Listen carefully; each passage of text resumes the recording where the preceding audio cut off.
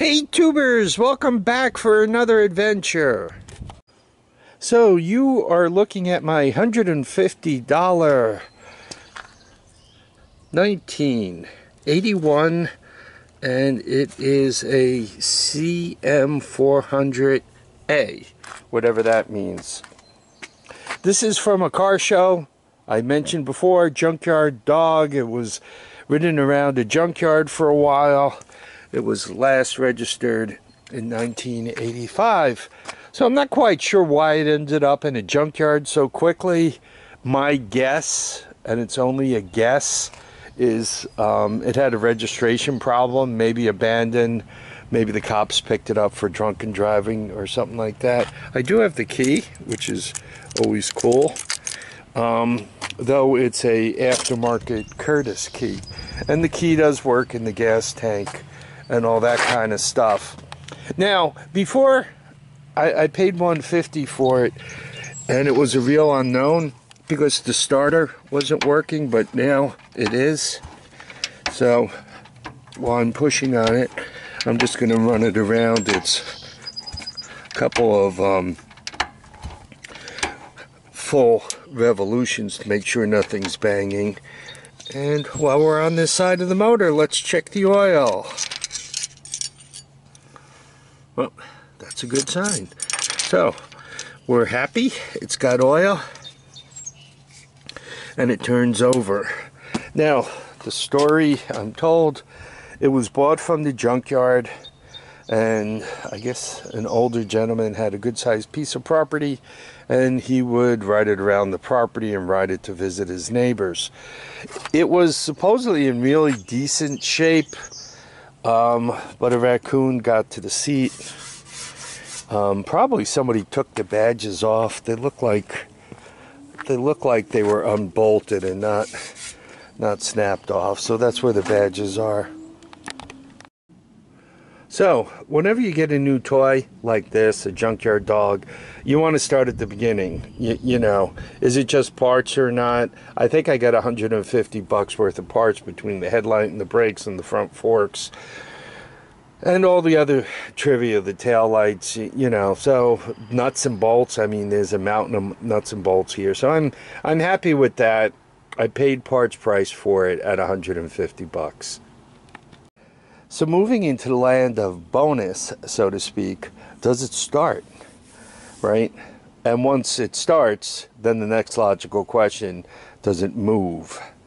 And depending on how these answers come up, now you got decisions to make. What are you going to do with the rig? So I know some of you already answered the question for me. Oh, you're just going to drag it out back and leave it. But I'd really like to get that engine off, given that it's an automatic and high-low. I think it'd be a great engine for a project. Maybe made it up to a golf cart rear end, which gives you forward and reverse. So you got high-low, you got forward and reverse. It's air-cooled.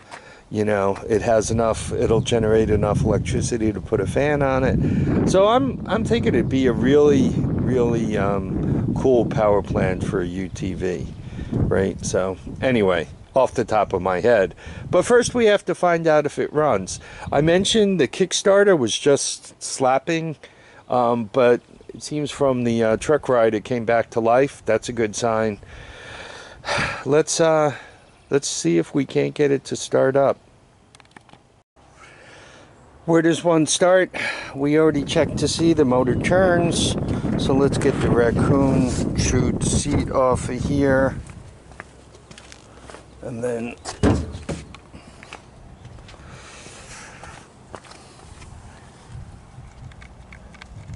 yeah, I don't know what the heck was going on with this. That's never really a good idea. Anyway, let's put the jump pack on it. Yeah, it's kind of frayed up also. Anyway, let me mess around with the wiring, see if we can't get a jump pack on this battery, and then go forward. So, jump pack all hooked up. I tighten this up. The key is fussy, so I turned it on. Given that it's fussy, I got it on in advance. You guys could see I got a neutral light, which is good. And I got a headlight. And I got high and low on the headlight. All that is good. I don't know, horn. That's good. Turn signals. Well, that's where the missing one is.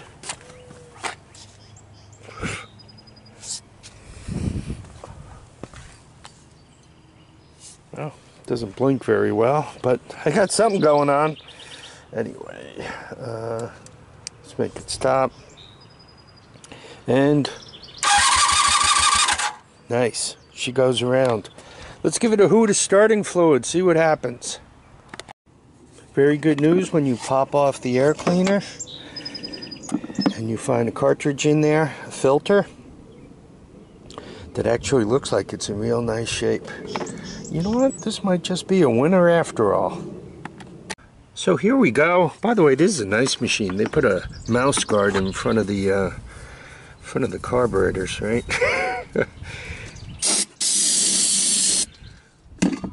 Well, let's see what it wants to do. Jump pack on. Doing this one-handed.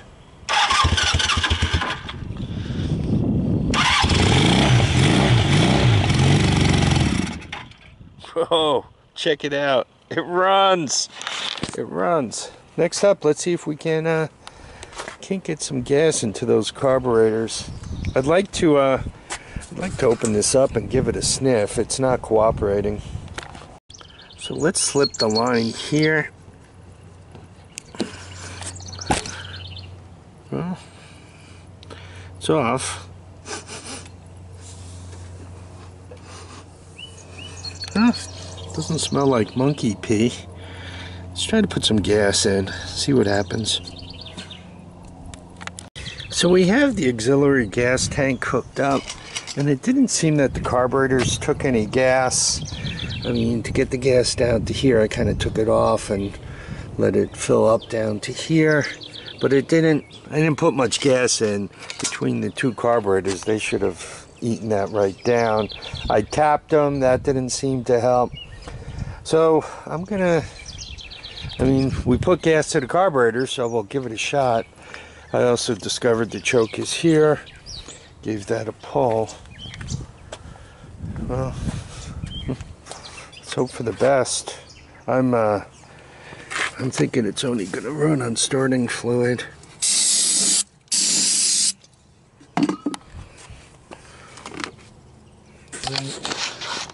Let's hope for the best.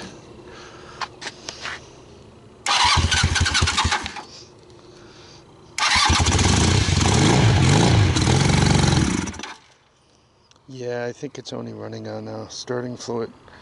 Boy, there's probably mouse living in that exhaust system. Yeah, it's still cold. Anyway, we're at the point where we got to get serious about this, and by that I mean I got to pull the gas tank off, pull the carburetors off, and start going through them. It seemed to rev and so forth. I don't know. Maybe they're savable, maybe they're not. If those carbs are not savable, I'll probably hack on them. By hack, I mean PZ 30 or 32, right? These are only 200 cc's each, and they pull off the carburetor one at a time.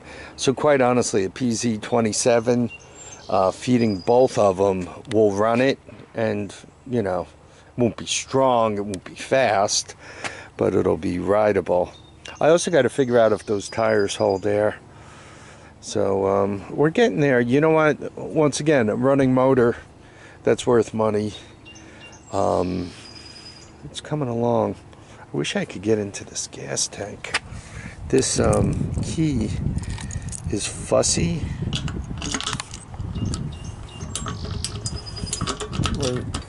Even if, oh, I got it.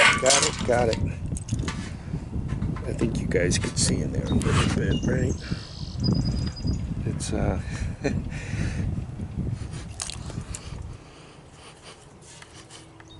you know what, it's not, I've smelled a lot worse, right? It's stinky, but it's not the whole monkey didn't climb in there and die. So anyway, I'm probably going to wrap this up now. I just wanted to show you guys what it was and what it could be. I'm open to suggestions, and I'm even open to somebody possibly offering me more money than it's worth. To me, the engine's worth a few $100, right? Because I really do want to put it on something else. But perhaps there's somebody out there. My buddy Kevin Bergeron contacted me. Maybe he needs some pieces. So we'll talk. Anyway, I really want to thank you all for dropping by to watch and comment and subscribe. Please remember, feet down, heads up, and get out and enjoy each and every day.